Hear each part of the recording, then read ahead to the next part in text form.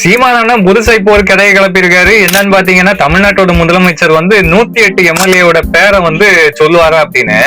ஆனா சீமான, அதாவது தமிழ்நாடு முதலமைச்சர் விஜய், அது மட்டும் இல்லாம அவரு மக்களாட்சியை நடத்திட்டு இருக்கிறாரு. இப்ப போய் நீங்க அவரு ஸ்கூல் பையன் மாதிரி 108 எம்எல்ஏவோட பேரை மனப்பாடமா ஒப்புவிப்பாரான்னு கேக்குறாரு. என்னன்னா நியாயமா?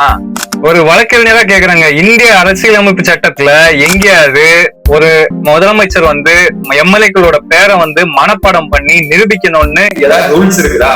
இல்ல. மக்கள் ஆட்சி நடத்தி மக்களுக்கு தேவையான திட்டங்களையும் செயல்பாடுகளையும் சரியா செய்யறதுதான் நிர்வாகத்தோட அழகு. அதை நம்ம முதலமைச்சர் விஜய் கரெக்டா பண்ணிட்டு இருக்கிறாரு. மாற்றத்தை விரும்பிதான் மக்கள் இப்ப 60 ஆண்டு கால திராவிட கட்சிகளோட ஆட்சியை முடிவு கட்டி டிவிகே தலைவர் தளபதி விஜய் அவர்களை கோட்டையில உட்கார வச்சு அழகு பாக்குறாங்க. அதாவது மக்களோட திட்டங்களை, அதுவும் இல்லாம மக்களுக்கு தேவைகளை சீரா செய்யணும்னு அவர் வேகமா செயல்பட்டு இருக்கிறாரு. இத பத்தி எல்லாம் பேசுறதுக்கு மனசே இல்லைங்க. தலைவர் விஜய் ஜெயிச்சத இன்னும் ஏத்துக்க முடியலங்க. அதுதான் உண்மை.